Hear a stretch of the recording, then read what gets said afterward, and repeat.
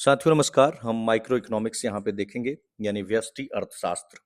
हम समझेंगे कि एक इंडिविजुअल जो फर्म है वो मार्केट में कैसे बिहेव करता है। अगर मैक्रो इकोनॉमिक्स को समझना है, जैसे आप मॉनेटरी पॉलिसी, इन्फ्लेशन, उसकी बात करते हैं, तो माइक्रो इकोनॉमिक्स को समझना बहुत जरूरी है। तभी जब आपका फाउंडेशन क्लियर होगा कि इकोनॉमी में जो एजेंट्स हैं वो कैसे बिहेव करते हैं, कंज्यूमर, प्रोड्यूसर या गवर्नमेंट है वो कब टैक्स लगाता है, कब सब्सिडी देता है, कब सीलिंग लगाता है। ये जब हम समझ लेंगे कि मांग का नियम क्या है, सप्लाई का नियम क्या है, मार्केट में इक्विलिब्रियम कब आता है, और कुछ इंपॉर्टेंट टर्मिनोलॉजीज को समझ लेंगे जो इकोनॉमी में घूम फिर करके बार बार आते रहेगा, तो उससे आपको चीजें समझना आसान हो जाएगी। तो चलिए हम लोग एक एक चीज को समझने का प्रयास करते हैं। अगर हम डेफिनेशन देखें माइक्रो इकोनॉमिक्स का, तो इसमें हम इंडिविजुअल यूनिट्स का स्टडी करते हैं, जैसे कंज्यूमर्स का, किसी फर्म का। Father of economics Adam Smith, जिन्होंने किताब लिखी वेल्थ ऑफ नेशंस 1776 में। इकोनॉमी में ना हम क्यों पढ़ते हैं इकोनॉमी? इकोनॉमी हम इसलिए पढ़ते हैं क्योंकि हम ह्यूमंस का जो वांट्स है वो अनलिमिटेड है, हमारी जो इच्छाएं हैं ना वो अनंत हैं, लेकिन हमारे पास क्या रिसोर्स है उसको पूरा करने के लिए? जी नहीं। तो ऐसे सिचुएशन में क्या होगा? हमारे पास आएगी स्कैर्सिटी, और जब हमारे पास चीजों की कमी होगी तो हमारे पास आएगा चॉइस। हमें चुनना होगा ना कि हमारे पास ये या ये, यही कर सकते हैं। आगे हम प्रोडक्शन पॉसिबिलिटी कर्व में देखेंगे भी, पीपीसी में। One more important concept in economy is opportunity cost. जैसे आज आप तैयारी कर रहे हैं, इस तैयारी के क्रम में बहुत सारे लोग होंगे जिन्होंने कुछ चीजें छोड़ दी होंगी जो वो करना चाहते थे। तो नेक्स्ट बेस्ट चीजें जो उन्होंने छोड़ी, जैसे आप डॉक्टर बन सकते थे, आप नहीं बने, आपने आर्ट्स से लेकर के और तैयारी करना शुरू कर दिया, तो वो आपके लिए अपॉर्चुनिटी कॉस्ट बन गया। नाउ सेंट्रल प्रॉब्लम्स इकोनॉमी की, किसी भी इकोनॉमी में ये सेंट्रल प्रॉब्लम है कि क्या हम उत्पादन करें, क्या उगाएं, क्या प्रोड्यूस करें, कैसे प्रोड्यूस करें, किस टेक्नोलॉजी का यूज करें, और किन के लिए प्रोड्यूस करें, फॉर हुम टू प्रोड्यूस, हमारा कंज्यूमर कौन होगा। हमने बात की स्कैर्सिटी आएगा इकोनॉमी में, क्योंकि अनलिमिटेड वांट्स हैं और लिमिटेड रिसोर्सेस हैं। ऐसे में चॉइस आएगा। अपॉर्चुनिटी कॉस्ट हमने देख लिया। इफिशियंसी आपको दिखा इकोनॉमी मिलेगा, एक होगा एलोकेटिव इफिशियंसी जिसमें राइट गुड्स की प्रोडक्शन की बात कही जाएगी, और दूसरा होगा प्रोडक्टिव इफिशियंसी जिसमें कॉस्ट मिनिमाइजेशन की बात होगी। रैशनैलिटी, रैशनैलिटी का मतलब है कि जो कंज्यूमर है और जितने भी एजेंट्स हैं सब रैशनल है, मतलब बेस्ट डिसीजन अपने बारे में लेंगे। एज ए कंज्यूमर आप क्या चाहते हैं? कि आपको कम दाम में सामान मिल जाए, ज्यादा आपको सेटिस्फैक्शन मिले। एक फर्म क्या चाहता है? जो उगा रहा है, प्रोड्यूसर है, वो चाहेगा कि हमको प्रॉफिट ज्यादा मिले। यानी जो एजेंट्स हैं वो रैशनल एजेंट्स हैं। नाउ एक टर्म आपको मिलेगा इक्विलिब्रियम, आगे ये समझ में आएगा। शॉर्ट में आप इतना समझिए, पूरी मार्केट में जितना मांग है, जितना डिमांड है, अगर उतनी ही सप्लाई हो जाती है तो उस पॉइंट को हम कहते हैं कि इक्विलिब्रियम पॉइंट पे आ गए हैं। जैसे ये प्राइस है, ये प्राइस है और ये क्वांटिटी है, तो ये वाला जो पॉइंट है कि इस प्राइस पे, ये डिमांड पे, तो यहां पे आकर के इक्विलिब्रियम बन रहा है। ना यहां बनेगा और ना ही इक्विलिब्रियम यहां बनेगा। क्यों? क्योंकि वहां पे डिमांड और सप्लाई का एक गैप मिलता है। और इकोनॉमी में एडम स्मिथ का ही एक कॉन्सेप्ट है इनविजिबल हैंड। मार्केट इकोनॉमी की जब हम बात करेंगे कि डिमांड और सप्लाई इनविजिबल हैंड के तहत जो है अपने आप मेंटेन हो जाती है, जितना डिमांड होगा उसी प्रकार सप्लाई हो जाएगी। नाउ इकोनॉमिक्स के बेसिकली देखेंगे तो दो तरीकों से हम इकोनॉमिक्स को बांटते हैं। एक माइक्रो और मैक्रो हमने देखा। माइक्रो में इंडिविजुअल यूनिट्स को हम पढ़ते हैं, ओके, और मैक्रो में हम पूरी इकोनॉमी को एज ए होल पढ़ते हैं। फिर दूसरा क्लासिफिकेशन भी है पॉजिटिव इकोनॉमिक्स, जिसमें हम पढ़ते हैं कि अभी क्या है, एक्चुअल में क्या है, फैक्ट्स को देखते हैं। और दूसरा हम पढ़ते हैं नॉर्मेटिव इकोनॉमिक्स, यानी कि क्या होना चाहिए, व्हाट आउट टू बी। यहां वैल्यू बेस्ड जजमेंट होता है। नाउ तीन इकोनॉमिक एजेंट्स आप पढ़ेंगे। एक कंज्यूमर है जो चाहता है कि हम अपनी यूटिलिटी को मैक्सिमाइज करें, अपनी सेटिस्फैक्शन को मैक्सिमाइज करें। प्रोड्यूसर है जो चाहता है कि हमको ज्यादा से ज्यादा फायदा हो जाए। और गवर्नमेंट चाहता है कि हम मार्केट को पूरी तरीके से रेगुलेट करें, और अगर समाज में जो हाशिए पर वर्ग है, मार्जिनलाइज्ड है, उसके लिए भी हम वेलफेयर का काम करें। ना गुड्स के भी कई सारे प्रकार आपको इकोनॉमी में दिखेंगे। जैसे एक होते हैं कि फ्री गुड्स है, जिसका कोई स्कारसिटी नहीं है, कोई कमी नहीं है, जैसे सनलाइट है। सनलाइट की कमी है क्या? कोई स्कैर्सिटी है? कोई स्कैर्सिटी नहीं है, अपॉर्चुनिटी कॉस्ट जीरो हो जाएगा। इकोनॉमिक गुड्स है, जैसे कि मान लीजिए लैंड, ऑयल हो गया। कंज्यूमर गुड्स है, जिसे आप डायरेक्टली कंज्यूम कर जाते हैं। कैपिटल गुड्स है, जो आप आगे प्रोडक्शन में यूज कर लेते हैं। एग्जाम्पल हम अभी देंगे आपको। इंटरमीडिएट गुड्स, जैसे कि मान लीजिए बिस्किट बनाने में चीनी का यूज हो गया या आटा का यूज हो गया। और फाइनल गुड्स आपका जैसे मान लीजिए बिस्किट हो गया। अब इसी फाइनल गुड्स को आप दो पार्ट में बांट सकते हैं। एक हो गया कंज्यूमर गुड, जैसे मान लीजिए आप पेंट खरीद के लाते हैं और अपने घर में लगाते हैं, कहीं कहीं भी यूज कर लेते हैं। तो आपने जो यूज किया एज एन इंडिविजुअल, तो वो कंज्यूमर गुड हो गया, वही पेंट। और मान लीजिए कोई कार कंपनी टाटा उसी पेंट को खरीदता है और अपनी कार पे लगाता है, तो वो हम कहेंगे कैपिटल गुड्स। यानी फाइनल गुड्स को दो भागों में हमने बांट दिया, based on the end use good, based on the end use product. Now public goods होता है जो कि नॉन राइवल है, किसी से मतलब राइवलरी नहीं है उसकी, और एक्सक्लूडेबल नहीं है, किसी को एक्सक्लूड नहीं कर सकते। और दूसरा प्राइवेट गुड्स, जैसे राइवल और एक्सक्लूडेबल होता है। तो इसीलिए जो मोस्टली पब्लिक गुड्स होता है ना, वो गवर्नमेंट ही प्रोवाइड कर देती है।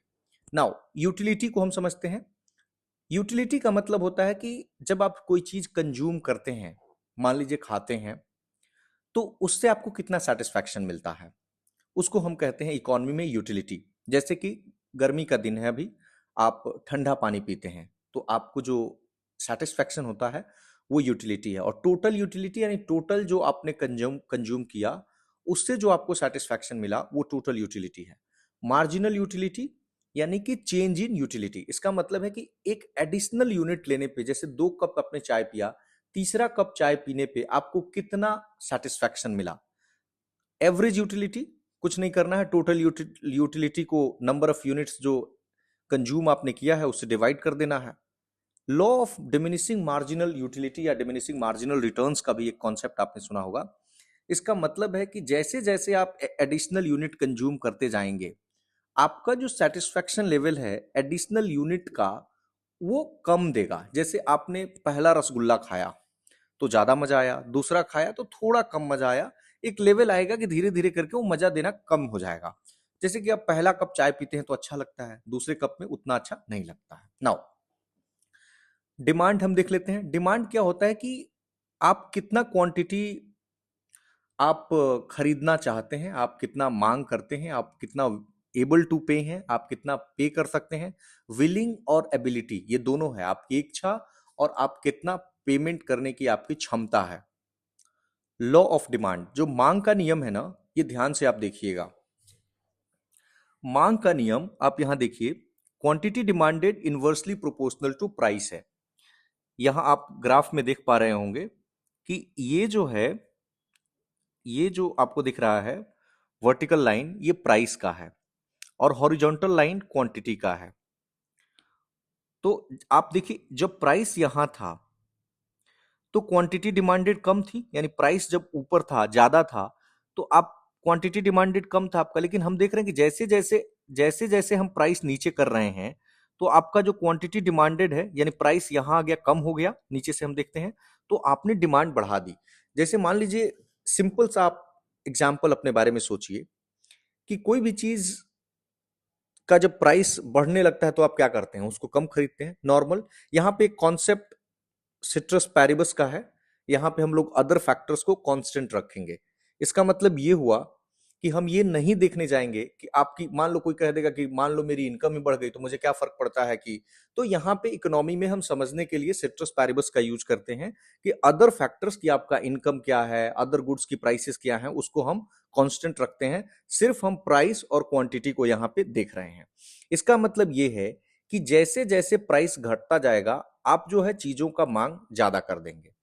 डिटर्मिनेंट्स इसका हम देख लेते हैं। जैसे अब डिटर्मिनेंट्स क्या क्या इसको डिटरमाइन करता है, तो इनकम, आपका इनकम बढ़ेगा तो आप क्वांटिटी क्या करेंगे, ज्यादा डिमांड करेंगे।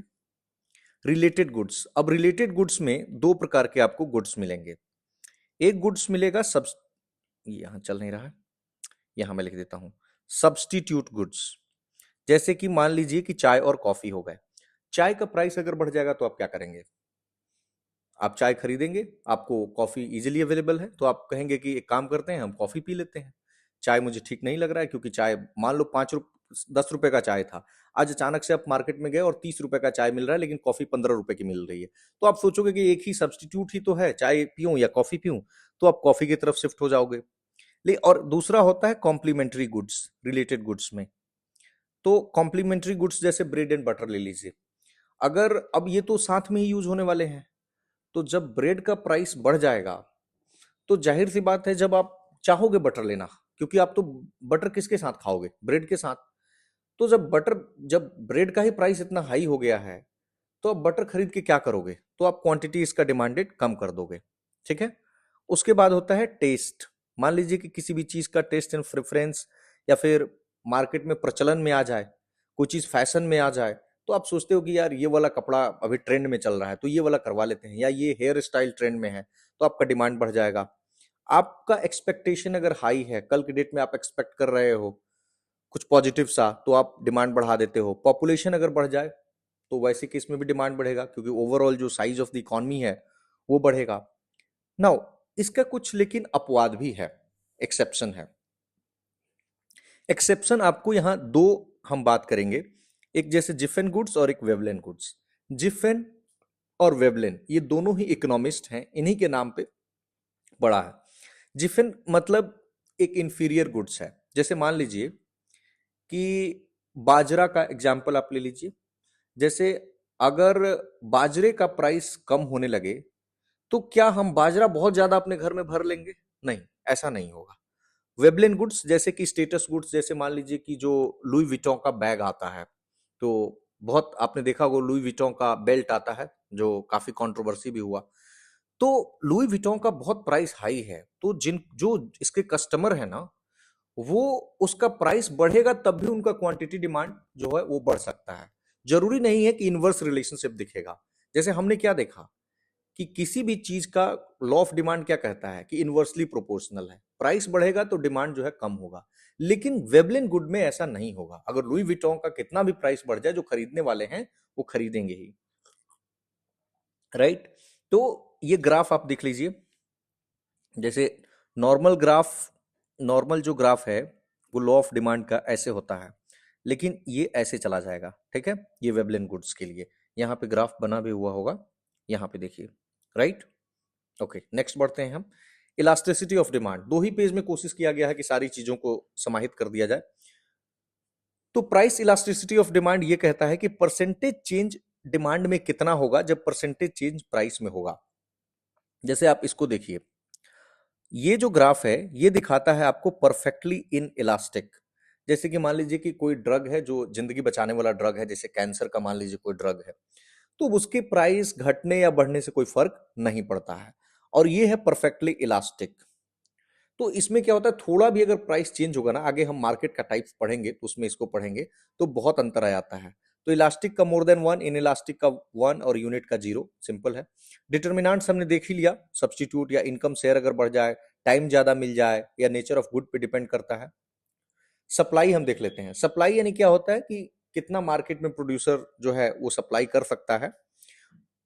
जो लॉ ऑफ सप्लाई है ना, वो इसके ठीक लॉ ऑफ डिमांड के उल्टा है। आप ये ग्राफ देख लीजिए।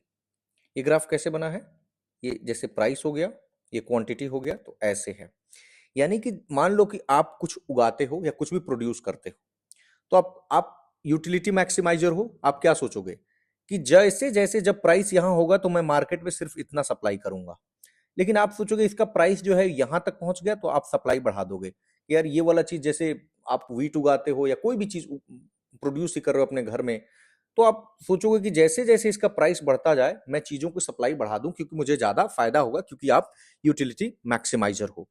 ना इसके कुछ डिटर्मिनेंट्स हैं, जैसे कि कॉस्ट। जैसे मान लीजिए आपका कॉस्ट ऑफ प्रोडक्शन कितना आ रहा है। मान लीजिए कोई चीज उगाने में या प्रोड्यूस करने में आपकी लागत बहुत ज्यादा लगेगी, तो आप क्या सप्लाई ज्यादा करोगे? नहीं करोगे। टेक्नोलॉजी, अगर अच्छी टेक्नोलॉजी आएगी तो आपकी सप्लाई ज्यादा कर दोगे। गवर्नमेंट अगर बहुत ज्यादा टैक्स लगा देगा तो जाहिर सी बात है आपका कॉस्ट ऑफ प्रोडक्शन बढ़ जाएगा, तो आप ज्यादा सप्लाई नहीं करोगे। लेकिन वही गवर्नमेंट अगर आपको सब्सिडी दे दे तो आपका कॉस्ट ऑफ प्रोडक्शन ओवरऑल कम हो जाएगा, तो आप सप्लाई ज्यादा करोगे। आपको एक्सपेक्टेशन है, मान लो कि कल के डेट में किसी चीज की प्राइस जो है बढ़ने वाली है, तो आप सप्लाई ज्यादा करोगे। साइज ऑफ मार्केट पे भी डिपेंड करता है कि अगर मार्केट का साइज ज्यादा है, पॉपुलेशन ज्यादा है, आपको लगता है, तो आप सप्लाई यहाँ भी ज्यादा करोगे। तो वही इलास्टिसिटी ऑफ सप्लाई में भी आप देख लेंगे, टाइम पीरियड अगर आपको ज्यादा मिल जाएगा तो आप सप्लाई ज्यादा कर दोगे। कैपेसिटी, स्पेयर कैपेसिटी या फैक्टर मोबिलिटी, इन सब पे सप्लाई आप बढ़ा देते हो। तो प्राइस इलास्टिसिटी ऑफ सप्लाई यही दिखाता है, जैसे हमने क्वांटिटी जो डिमांड में देखा था। नो, मार्केट इक्विलिब्रियम को यहाँ पे हमने समझा था, आप वही कॉन्सेप्ट है यहाँ पे कि डिमांड और सप्लाई बराबर हो जाते हैं जब, जबकि जो सरप्लस होता है तो उसमें सप्लाई ज्यादा रहती है। मार्केट सरप्लस कब होगा? जब सप्लाई ज्यादा रहेगी जितना डिमांड है, और शॉर्टेज होगा कि डिमांड ज्यादा है लेकिन सप्लाई कम है। और हमने बताया है कि इनविजिबल हैंड काम करता है कि मार्केट सेल्फ रेगुलेट करता है खुद को, और ये एडम स्मिथ ने कॉन्सेप्ट दिया था। जितने भी लिबर्टारियंस हैं, न्यू लिबरल्स हैं, ये इसी प्रिंसिपल का हवाला देते हुए मार्केट इकोनॉमी को प्रमोट करते हैं अमेरिका जैसे इकोनॉमी में। नाउ, गवर्नमेंट भी एक हमने पढ़ा कि एजेंट है इकोनॉमी में। तो गवर्नमेंट क्या कर देती है? टैक्स लगा देती है। तो सप्लाई जो है वो लेफ्ट की तरफ शिफ्ट कर जाएगा, सप्लाई कर्व। सब्सिडी लगाएगी तो सप्लाई कर्व जो है वो राइट की तरफ शिफ्ट कर जाता है।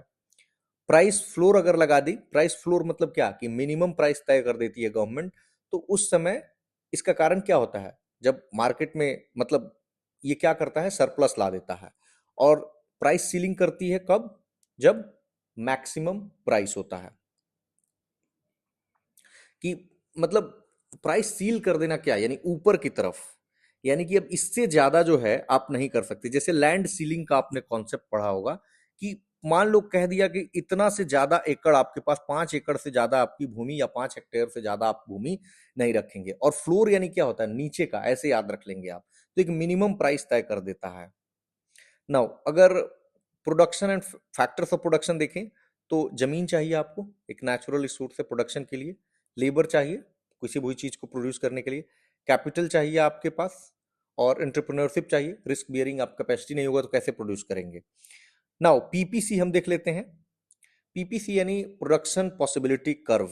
जैसे ये है ऐसे, तो ये पीपीसी ऐसे बनता है, राइट? तो ये पीपीसी दिखाता है ना कि जो हमारे पास अभी के संसाधन हैं, अभी टेक्नोलॉजी है या जो अभी रिसोर्सेस हैं, उस पे हम मैक्सिमम जो कॉम्बिनेशन ऑफ प्रोडक्शन है वो क्या कर सकते हैं। जैसे कितना हम अनाज उगा सकते हैं या कितना आईफोन प्रोड्यूस कर सकते हैं, मैक्सिमम कॉम्बिनेशन ऑफ प्रोडक्शन हम कितना कर सकते हैं। तो इसको देखेंगे तो इसका फीचर है कि डाउनवर्ड स्लोपिंग है, ऐसे है नीचे की तरफ, और कॉनकेव है, आप देख ही रहे हैं कि ऐसे बना हुआ है। पॉइंट्स है कि जब पॉइंट इस पे होगा तो इफिशियंट है, अगर इनसाइड होगा जैसे इसके अंदर होगा कोई भी पॉइंट तो वो इनएफिशिएंट माना जाएगा। और अगर इसके पीपीसी, जैसे ये पीपीसी है, जैसे ये पीपीसी है और इसके बाहर का कोई भी पॉइंट अनअटेनेबल है, मतलब वो आप अचीव नहीं कर सकते हैं। तो ग्रोथ होगा तो ये देखिए ये वाला जो पॉइंट है ये ग्रोथ को दिखाता है, ये आउटवर्ड चला जाएगा, और जब डिक्लाइन होगा तो ये इनवर्ड चला जाएगा। बहुत यूज नहीं आएगा इसका इकोनॉमी में, बस समझने के लिए है। इकोनॉमिक सिस्टम 3 तरह के होंगे। कैपिटलिस्ट सिस्टम अमेरिका का मार्केट बेस्ड, डिमांड सप्लाई के आधार पर काम करेगा, जितना डिमांड कंज्यूमर करेंगे उतना ही प्रोड्यूसर सप्लाई कर देंगे। सोशलिस्ट होता है कि स्टेट डिसाइड करता है कि what to produce, how to produce and for whom to produce, जैसे कि रशिया में। मिक्स्ड इकोनॉमी है, जैसे इंडिया में प्राइवेट और पब्लिक सेक्टर दोनों होते हैं। नाउ, एक कॉन्सेप्ट है एक्सटर्नालिटीज का, पॉजिटिव और नेगेटिव एक्सटर्नालिटीज हम देखेंगे कि सोसाइटी एट लार्ज पे क्या इम्पैक्ट पड़ा, इंडिविजुअल के जो जो प्रोड्यूस कर रहा है या कंज्यूम कर रहा है उससे क्या इम्पैक्ट पड़ता है। जैसे पॉजिटिव एक्सटर्नालिटी हम देखते हैं कि सोशल बेनिफिट ज्यादा होता है प्राइवेट बेनिफिट से। जैसे मान लीजिए एक आदमी है और वो कोविड चल रहा था, तो कोविड काल में अगर इंजेक्शन ले लेता है, जो वैक्सीन ले लेता है, तो उससे क्या होगा कि वो दूसरे लोगों में नहीं फैलाएगा या उसको होने का चांस जो है वो कम हो जाता है। तो जाहिर सी बात है वो दूसरे लोगों में नहीं फैलाएगा। इसी आधार पर जितनी बड़ी बड़ी जो हेल्थ इंश्योरेंस की स्कीम्स आती हैं, जैसे वर्ल्ड का लार्जेस्ट हेल्थ इंश्योरेंस स्कीम है जो आयुष्मान भारत, प्रधानमंत्री जन आरोग्य योजना, जिस ABPMJAY, तो इसी आधार पर चलता है। मतलब आपने जो एक्शन लिया उसका सोसाइटी पे क्या इम्पैक्ट पड़ा। और निगेटिव एक्सटर्नलिटी है, जैसे मान लीजिए कोई फैक्ट्री है और वहां से पोल्यूशन निकल रहा है, एयर पोल्यूशन हो रहा है, या वहां का जो अनट्रीटेड सीवेज है उसको नदी में बहा दिया जा रहा है, और उस नदी पे बहुत सारे कम्युनिटी डिपेंडेंट है। तो पिगोवियन टैक्स पूछा गया है कई बार एग्जाम में, तो इसको याद रखेंगे कि जो निगेटिव एक्सटर्नालिटी होती है, जैसे मान लीजिए फैक्ट्री है वो प्रोड्यूस कर रहा है कुछ कचरा वगैरह, तो उस पे तो टैक्स लगाना पड़ेगा ना, क्योंकि इन्वायरमेंटल कॉस्ट है, पूरी सोसाइटी को बियर करना पड़ रहा है, तो उसको हम कहते हैं पिगोवियन टैक्स। नाउ मार्केट का टाइप कह लें या मार्केट का स्ट्रक्चर आपको समझना पड़ेगा। मार्केट एक तरीके का है नहीं, हम कह देते हैं कि मार्केट जा रहे हैं। देखो, एक होता है परफेक्ट कंपटीशन का मार्केट। जैसे आप वेजिटेबल मार्केट देखते हैं, आप जाते होंगे सब्जी मंडी में, बहुत सारे फर्म्स वहां काम करते हैं। एक तो है नहीं कि बस एक ही सब्जी कोई बेच रहा हो, उनके पास आइडेंटिकल, सबके पास जो वही आप देखते हैं कि मूली है, वही गाजर है, ये प्राइस टेकर हैं। मतलब इनके पास ये नहीं होता है कि ये प्राइस को निर्धारित करें। आगे हम देखेंगे मोनोपोली में कि प्राइस को मोनोपोली निर्धारित करता है कि हम कितने रुपए में बेचेंगे, लेकिन ये नहीं करेंगे। मार्केट जिस हिसाब से इनविजिबल हैंड काम करेगा, ये उसी हिसाब से बेचेंगे। दूसरा है इम्परफेक्ट या मोनोपोलिस्टिक कंपटीशन कहते हैं। इसमें जो इनका प्रोडक्ट है वो थोड़ा सा इसमें डिफरेंशिएशन पाया जाता है। जैसे मान लीजिए अलग अलग ब्रांड है, जैसे प्यूमा ब्रांड है, आप अलग अलग जो भी एडिडास है, अलग अलग आप ब्रांड देखते हैं, तो कुछ मार्केट पावर इनके पास होता है कि ये अपने प्राइस को, आप देखते हैं ना प्यूमा अपना अलग रेट रखता है। अलग अलग जो भी कंपनीज हैं, नाइकी है उसका अपना अलग रेट है। तीसरा है मोनोपोली। मोनोपोली का मतलब है कि सारा उसी के पास पावर है, मतलब ये प्राइस मेकर है, सिंगल सेलर है मार्केट में, और हाई एंट्री है, मतलब बैरियर्स है। आप अगर इसमें घुसना चाहें, इस बिजनेस को करना चाहें, तो आप नहीं, जैसे मान लीजिए कि इंडियन रेलवे था या कोई भी जो है, अब तो बहुत ज्यादा इसमें भी हो रहा है, बट एक टाइम था कि बहुत सारे जो सेक्टर्स थे वो केवल गवर्नमेंट के लिए रिजर्व थे। तो मोनोपोली जो होता है ना, वही मोनोपोली जिसके पास होता है वही डिसाइड करता है कि प्राइस क्या होगा, वो किसी और को आने नहीं देता है। अब मोनोपोली का कारण कई हो सकता है कि एक की कोई लॉ हो कि इस पे आना नहीं है किसी को, केवल सरकार करेगी, या कोई किसी को मान लो पेटेंट मिल जाए तो उसको भी मोनोपोली मिल जाती है, या फिर मान लो कि चूंकि हम देख रहे हैं कि जो रैशनल एजेंट्स हैं, तो जो उगाने वाले लोग हैं, प्रोड्यूसिंग करने वाले लोग हैं, अगर उनको लगा कि यार कोई फायदा नहीं है, मतलब जितना हम लगाएंगे उतना निकलेगा नहीं, तो वो भी जो बच जाता है उसके लिए मोनोपोली क्रिएट कर देता है। और चौथा हमारे पास है ओलिगोपोली। इसमें कुछ फर्म्स होते हैं, एक दूसरे पे डिपेंडेंट होते हैं, और यहाँ पे कार्टेलाइजेशन का आप कॉन्सेप्ट देखते होंगे। जैसे ओपेक कार्टेल है, organisation of petroleum exporting countries, oil को लेकर के, या स्मार्टफोन में आप देख सकते हैं कि वो लोग कार्टेल मिलकर बना लेते हैं। नाउ कुछ इकोनॉमी का टर्म है, उसको समझ लेते हैं हम लोग, बहुत इंपॉर्टेंट टर्म है, कंज्यूमर सरप्लस। इसका मतलब है कि आपकी क्या, मतलब आप कितना रुपया पे करना चाह रहे थे और आपने कितना रुपया प्राइस पे किया। यानी मान लीजिए कि 1,000 रुपए आप सोच रहे थे कि 1,000 रुपए का मुझे मुझे कोई सामान खरीदना है, लेकिन मार्केट गए और आपने देखा कि 600 रुपए में ही वो सामान मिल गया, तो 400 रुपया आपका सरप्लस हुआ। इस सरप्लस को हम कहेंगे कंज्यूमर सरप्लस। दूसरा है प्रोड्यूसर सरप्लस। ये डिफरेंस है प्राइस रिसीव्ड और कॉस्ट का। जैसे मान लीजिए कि 15 रुपया लगाकर आप कोई सामान प्रोड्यूस करते हैं और आपने 25 रुपए में बेच दिया, तो जो 10 रुपए हुआ वो इकोनॉमी में कहते हैं हम उसको प्रोड्यूसर सरप्लस। थर्ड टर्म है डेडवेट लॉस। ये एक वेलफेयर लॉस है, इनइफिशियंसी के कारण जो होता है। ये नॉर्मली जब टैक्सेस लग जाती हैं या गवर्नमेंट सब्सिडी का जब यूज करती है, उस समय ये डेडवेट लॉस होता है, और ये दोनों को ही हो सकता है, मतलब जो प्रोड्यूसर है और कंज्यूमर है, डिपेंडिंग कि टैक्स लग रहा है या सब्सिडी लग रही है। मार्केट फेलियर, जो हमारे पास स्कैर्स रिसोर्स है, अगर उसको हम इफिशियंटली एलोकेट नहीं करें, तो उससे जो आउटकम निकलेगा उसको हम कहते हैं इकोनॉमी में मार्केट फेलियर। जैसे फैक्ट्री है, उसने नदी को, हमने कहा, नेगेटिव एक्सटर्नालिटी फैला करके गंदा कर दिया, उसने उसका इन्वायरमेंटल कॉस्ट को बियर नहीं किया, तो उसको हम कहेंगे market failure. Now citrus paribus का हमने आपको बार बार टर्म ये दिया था कि अदर थिंग्स कांस्टेंट हम रखते हैं। जैसे हम लॉ ऑफ डिमांड पढ़ रहे थे, तो हमने लॉ ऑफ डिमांड में क्या पढ़ा कि अगर किसी भी चीज का प्राइस बढ़ेगा तो डिमांड कम होगा, एंड वाइस वर्सा। लेकिन उस समय हम तुरंत कह रहे थे सिट्रस पैरिबस, यानी कि अदर थिंग्स को हम नहीं देखेंगे कि उस आदमी की इनकम बढ़ गई कहीं, या मान लीजिए कि उस आदमी का एक्सपेक्टेशन बढ़ गया, हम उस चीज को अभी कंसीडर नहीं करेंगे। हम रिलेटेड गुड्स की बात कर रहे थे। रिलेटेड गुड्स में दो तरह के गुड्स होते हैं, एक सब्स्टिट्यूट और दूसरे कॉम्प्लीमेंट्री गुड्स। तो हमने बताया कि सब्स्टिट्यूट गुड्स में पॉजिटिव क्रॉस इलास्टिसिटी होती है, क्योंकि टी और कॉफी का हमने एग्जांपल लिया था कि अगर चाय का प्राइस बढ़ जाएगा तो आप सोचोगे चाय नहीं पियेंगे, कॉफी पी लेंगे, आपका कॉफी का डिमांड बढ़ जाएगा। वही कॉम्प्लीमेंट्री गुड में निगेटिव क्रॉस इलास्टिसिटी होता है। जैसे ब्रेड एंड बटर का एग्जांपल हमने दिया था कि अगर ब्रेड का प्राइस बढ़ जाता है तो जो बटर का डिमांड है वो कम हो जाएगा, क्योंकि ब्रेड और बटर आप एक ही साथ यूज करते हैं। नाउ गुड्स में कई तरह के गुड्स होते हैं, जैसे एक हुआ नॉर्मल गुड्स। नॉर्मल गुड्स जैसे कि चावल हो गया या स्मार्टफोन हो गया, यानी प्राइस बढ़ने से आप देखते हैं जो लॉ ऑफ डिमांड और लॉ ऑफ सप्लाई जिन पे काम करता है। दूसरा है इंफीरियर गुड, इसका एग्जाम्पल हमने आपको जिफिन गुड के रूप में दिया भी था। नाउ इसमें क्या होता है कि डिमांड डिक्रीज कर जाएगा विथ इनकम, जैसे बाजरा, पब्लिक ट्रांसपोर्ट। अब आपके पास बहुत ज्यादा पैसा हो जाएगा तो आप अपनी कार खरीद लोगे, आप बहुत ज्यादा पैसा हो जाएगा तो बाजरा थोड़े खाओगे। नाउ डिराइव्ड डिमांड होता है। डिराइव्ड डिमांड क्या है? ये ऐसा डिमांड है जो फैक्टर्स ऑफ प्रोडक्शन के लिए है। जैसे स्टील का डिमांड डिपेंड करता है कार के डिमांड पे। अगला है रिजर्वेशन प्राइस। ये मैक्सिमम प्राइस है जो कंज्यूमर विलिंग टू पे है। जैसे कि हो सकता है वो सीक्रेटली हो, जैसे कोई ऑक्शन चल रहा है, उसने दिमाग में लगा लिया कि इस ऑक्शन में 1,000 रुपए से ज्यादा तो नहीं दूंगा, तो वो उसके लिए रिजर्वेशन प्राइस है। Shut down point. Shut down point क्या होता है? ये एक ऐसा पॉइंट है जहां पे जो भी फर्म है वो कुछ समय के लिए अपना प्रोडक्शन को रोक देता है।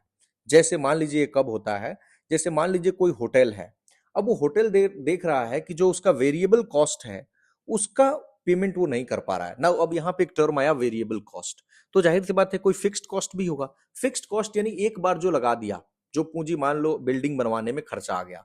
वेरिएबल कॉस्ट यानी होता है जैसे इलेक्ट्रिसिटी है, अब अगर मान लो वो दुकान चलेगा रोज रोज तो इलेक्ट्रिसिटी तो चलेगा, अगर वो भी उसको पेमेंट के लिए नहीं पैसा आ रहा है उस होटल से तो वो क्यों चलाएगा? कहेगा कि कम से कम अपना फिक्स्ड कॉस्ट लग रहा है, अब एक बार पूंजी जो लगा दिया है, बिल्डिंग खड़ी की है, तो ठीक है अब बिल्डिंग का पैसा लगेगा, लेकिन कम से कम वेरिएबल कॉस्ट तो बचा ले, और इसी के लिए शट डाउन पॉइंट पे वो जाता है।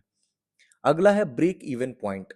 यहाँ पे जो टोटल रेवेन्यू है उतना ही होता है जितना वो पैसा लगाता है, यानी ना उसको कोई घाटा होता है ना कोई फायदा होता है। मान लीजिए 25 रुपया मैंने लगाया कोई सामान को प्रोड्यूस करने में और 25 रुपया ही मैं बेच दिया, तो मुझे क्या हुआ? ना कोई फायदा हुआ ना कोई घाटा हुआ। उस पॉइंट को इकोनॉमी में कहते हैं ब्रेक इवन पॉइंट। अगला है प्राइस डिस्क्रिमिनेशन, यानी सेम प्रोडक्ट है हमारा और उसके लिए अलग अलग जो कंज्यूमर्स हैं हम उनसे अलग अलग प्राइस ले लिए। जैसे आप टिकट कटाते होंगे हवाई जहाज का, एयरलाइन का, तो एक महीना पहले जब आप बुक करते हैं उसी प्लेन से आप भी जाएंगे, और जो आज बुक करेंगे या एक दिन पहले बुक करेंगे, क्या इक्वल प्राइस पे मिलता है? आप मुझे बताइए। दोनों के रेट में अंतर आ जाता है। आज जो बुक करेगा उसको महंगा देता है, एक महीना पहले जो बुक कर लिया है सेम ही प्लेन में जाना है, कुछ अंतर नहीं है, तो उसको कहा जाता है प्राइस डिस्क्रिमिनेशन। कार्टेल है, जो फर्म्स होती हैं वो आपस में मिल करके और कॉल्यूजन कर लेती हैं कि हम लोग डिटरमाइन करेंगे। जैसे ओपेक है, organisation of petroleum exporting countries, ये लोग तेल को प्रोड्यूस करते हैं, तेल का भंडार है इनके पास, ये लोग डिसाइड करते हैं कि मार्केट में अब हमें कितनी सप्लाई बढ़ानी है या सप्लाई घटानी है, तो इससे ये लोग प्राइस को जो है डिटरमाइन कर लेते हैं। डंपिंग। डंपिंग से आपको चाइना याद आ जाना चाहिए। मान लीजिए कोई गुड्स को प्रोड्यूस करने में चाइना को 100 रुपया लगा, लेकिन वो चाहता है कि इंडियन मार्केट को बर्बाद कर देना, तो वो क्या करेगा? उस प्रोड्यूस को 60 रुपए में बेचने लगेगा। क्यों? क्योंकि उसको लगता है कि इंडिया वाले जो है इसको 120 रुपए में बेच रहे हैं। 100 रुपए तो उसको खुद लग गया है प्रोड्यूस करने में, और वो क्या किया? 60 रुपए में बेचना शुरू किया। कंज्यूमर होगा, हमने क्या पढ़ा? कंज्यूमर यूटिलिटी मैक्सिमाइजर है, तो उसको तो जहां से कम पैसे में मिलेगा वो तो वहीं खरीद लेगा। नाउ तो वही डंपिंग होता है कि अपनी कॉस्ट ऑफ प्रोडक्शन से दूसरे मार्केट में जाकर के वो बेच देता है ताकि लोकल कंपटीशन खत्म हो जाए। किंक्ड डिमांड कर्व ये बताता है कि जो ओलिगोपोली है उसमें प्राइस रिजिडिटी कैसे रह जाती है। आप टेलीकॉम कंपनीज का एग्जांपल इसमें ले सकते हैं। जैसे मान लीजिए कोई दो कंपनी है ए और बी, तो ए ने अगर किसी चीज का प्राइस बढ़ा दिया तो बी चुपचाप रहेगा, वो कहेगा हम नहीं बढ़ा रहे हैं। लेकिन मान लीजिए ए ने प्राइस घटा दिया तो अब बी को लगेगा कि अरे यार अगर इसने प्राइस घटा दिया और मैं अगर थोड़ा नहीं एडजस्ट करूंगा तो फिर नहीं चलेगा। तो वो एक जो प्राइस है ना वो लगभग बना रहता है, इसीलिए उसके पास इंसेंटिव नहीं होता है घटाने बढ़ाने का ए के पास, क्योंकि दूसरा वाला मेरे कहने पे कुछ करेगा नहीं, तो इसीलिए प्राइस रिजिडिटी बनी रहती है। खासकर टेलीकॉम कंपनीज का आप एग्जांपल दे सकते हैं, इसी को हम कहते हैं किंक्ड डिमांड कर्व। अगला है natural monopoly. Natural monopoly high fixed cost के कारण बन जाती है। जैसे इलेक्ट्रिसिटी डिस्ट्रीब्यूशन में देख लीजिए, इतना पैसा शुरू में ही लग जाएगा कि दूसरा कोई आ ही नहीं पाता है। एक्स इनफिशियंसी, ये कहाँ आती है? मोनोपोली वाले सिचुएशन में। क्यों? क्योंकि ये लोग कॉस्ट मिनिमाइजेशन पे ध्यान नहीं देते। क्योंकि इनके पास क्यों नहीं ध्यान देते? क्योंकि इनके पास कंपटीशन ही नहीं है। एक तरीके से डिस्गाइज्ड अनएम्प्लॉयमेंट, आप इकोनॉमी में पढ़ेंगे तो उसको समझ जाएंगे। डिस्गाइज्ड अनएम्प्लॉयमेंट का मतलब होता है कि जहां 10 लोगों का काम था लेकिन 50 लोग अवेलेबल है और 50 लोग कर रहे हैं। 40 लोग नहीं भी रहते तो काम उतना ही होता, उतनी ही आउटपुट आती। तो उसी तरीके से यहाँ भी उसके पास कोई इंसेंटिव नहीं होता है हटाने का, पूरी मोनोपोली उसी की है। इसको कहते हैं एक्स इनएफिशिएंसी। अगला है मोरल हजार्ड। वो मोरल हजार्ड ये है कि आपका इंश्योरेंस हो गया है, अब आप दूसरे के कंधे पे रखकर रिस्क ले रहे हो। आपका गाड़ी का इंश्योरेंस हो गया, आपके शरीर का इंश्योरेंस हो गया, आप रेकलेस ड्राइविंग करना शुरू कर दिए। तो इसको कहते हैं कि अगर कोई गाड़ी टूटा फूटा तो अब कम, जिसने इंश्योरेंस किया है, जिसको इंश्योरेंस का पैसा आपने दिया है वो भरेगा, आपका तो कुछ जाएगा नहीं। तो इसी को कहते हैं मोरल हजार्ड इकोनॉमिक्स में। Adverse selection. एडवर्स सिलेक्शन का मतलब होता है कि हिडन इंफॉर्मेशन प्रॉब्लम है ये। इसका मतलब क्या हुआ कि मान लीजिए कि हेल्थ इंश्योरेंस का सवाल है और हेल्थ इंश्योरेंस में दो लोग आते हैं। कौन लेगा हेल्थ इंश्योरेंस ज्यादा? जो बीमार रहता है या जिसको बीमार ज्यादा रहने की पॉसिबिलिटी है या बूढ़े हो रहे हैं। तो जो कंपनी है ना उसको नहीं पता चलता है सिलेक्शन में कि कौन ज्यादा बीमार है और कौन बीमार है, तो इसी को कहते हैं कि हिडन इंफॉर्मेशन रह जाती है और इसी को इकोनॉमी में एडवर्स सिलेक्शन कहते हैं। फ्री राइडर प्रॉब्लम होता है। फ्री राइडर जैसे कि एग्जांपल स्ट्रीट लाइट का आप दे सकते हैं कि जिसमें आपको कोई पेमेंट नहीं करना पड़ता है लेकिन आप यूज करते हैं उस सामान को। ट्रांजैक्शन कॉस्ट होता है। जैसे एक होता है प्रॉपर्टी का कॉस्ट। आप जाते हैं, कोई आपको मान लीजिए कि 2 BHK का फ्लैट चाहिए, तो आप फ्लैट का जो कीमत देते हैं वो तो देते हैं, वो तो प्रॉपर्टी का कॉस्ट हो गया। लेकिन उसके अलावा जो आप ब्रोकर को कॉस्ट देंगे, 2% आपसे ले लेगा, जो बेचेगा उससे भी और जो खरीदेगा उससे भी। रजिस्ट्रेशन कराने का आप रजिस्ट्री ऑफिस में चार्ज लग जाएगा। तो ये सब जो एक्सचेंज का चार्ज लगता है ना, इसको कहते हैं transaction cost. Rent seeking. Rent seeking का मतलब होता है कि इनकम आ रहा है लेकिन प्रोडक्टिविटी नहीं बढ़ रही है। जैसे कि आप देखते होंगे बहुत सारी कंपनीज अपने फेवर में लॉ बनवाने के लिए लॉबिंग करती हैं। उन्होंने कुछ प्रोड्यूस तो नहीं किया लेकिन पैसा लगा। संक कॉस्ट यानी पैसा डूब जाना। जैसे ये पैसा रिकवर नहीं हो सकता है। जैसे मान लीजिए आपने मूवी का टिकट खरीदा 500 रुपए का, आप गए मूवी देखने और बीच में आपको पता लगता है कि महा बकवास मूवी है और आप बाहर आ जाते हैं, तो वो पैसा क्या हो गया? संक, डूब गया। शॉर्ट रन में कम से कम एक फैक्टर फिक्स्ड होता है, जैसे कि लैंड या फैक्ट्री का साइज।